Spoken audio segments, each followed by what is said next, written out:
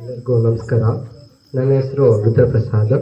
ನಾನು ಇವತ್ತು ತಿಳಿಸ್ಕೊಡೋಕೆ ಬಂದು ಕೃಷಿಗೆ ಸಮಗ್ರ ಕೃಷಿ ಪದ್ಧತಿಗಳು.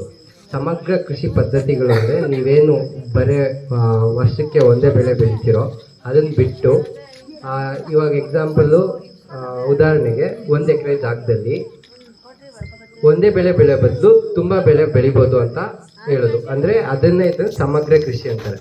ಸಮಗ್ರ ಕೃಷಿಗಳಲ್ಲಿ ಡಿಫ್ರೆಂಟ್ ಕಾಂಪೊನೆಂಟ್ಸ್ ಅಂದರೆ ಥರಗಳು ಇರ್ತವೆ. ಎಕ್ಸಾಂಪಲ್ ಬಂದುಬಿಟ್ಟು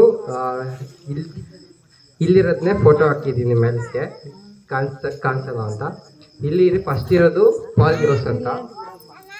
ಆಮೇಲೆ ನೆಕ್ಸ್ಟ್ ಬರೋದು ಜೇನುಗೂಡು. ಅಲ್ಲಿ ಜೇನುಗೂಡು ಪೆಟ್ಟಿಗೆ ಹಾಕಿದ್ದೀನಿ. ಅದಕ್ಕಿಂತ ಮುಂಚೆ ಬರೋದು ಅಂತರ್ಬೆಳೆ ಒಳಗೆ. ಆಮೇಲೆ ಇಲ್ಲಿ ಎರಡಾಗಿ ವಿಂಗಡಿಸಿದ್ದೀವಿ. ಒಂದು ಮಳೆಗಾಲಕ್ಕೆ, ಇನ್ನೊಂದು ನೀರಾವರಿದು.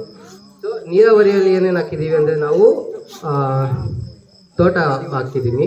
ಅದು ಬಿಟ್ಟರೆ ಈ ಕಡೆ ಬಂದು ಪಾಲಿಯೋಸಲ್ಲಿ ನೀವು ತರಕಾರಿ ಬೆಳೆಗಳು ಅಥವಾ ರೋಸ್ ಗಿಡ ಅಥವಾ ಇನ್ನು ಆ ಥರ ಇನ್ನೊಂದು ಬೇರೆ ದೇಶದಲ್ಲಿ ಬೆಳೀತಾರೆ ಆ ಥರ ಬೆಳೆಗಳು ಇಲ್ಲಿ ಅಟ್ಮಾಸ್ಫಿಯರ್ ಕ್ರಿಯೇಟ್ ಮಾಡಿಕೊಂಡು ಪಾಲಿಯೋಸಲ್ಲಿ ಬೆಳಿಬೋದು.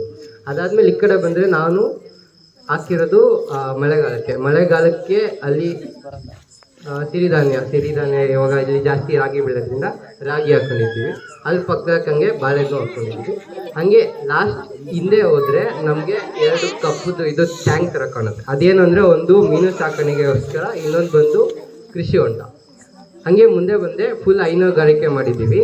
ಹೈನುಗಾರಿಕೆಯಲ್ಲಿ ಡಿಫ್ರೆಂಟ್ ಕಾಂಪೊನೆಂಟ್ಸ್ ಸಿಕ್ಕಿದೆ. ಅದೇನಂದರೆ ಒಂದು ಕುರಿ ಸಾಕಾಣಿಕೆ, ಆಮೇಲೆ ಅಜೋಲಾ ಇದೆ, ಆಮೇಲೆ ಬಂದು ಆ ಕಾರ್ನರಲ್ಲಿ ಏನಿದೆ ಜೈವಿಕ ಅನಿಲ ಇದೆ.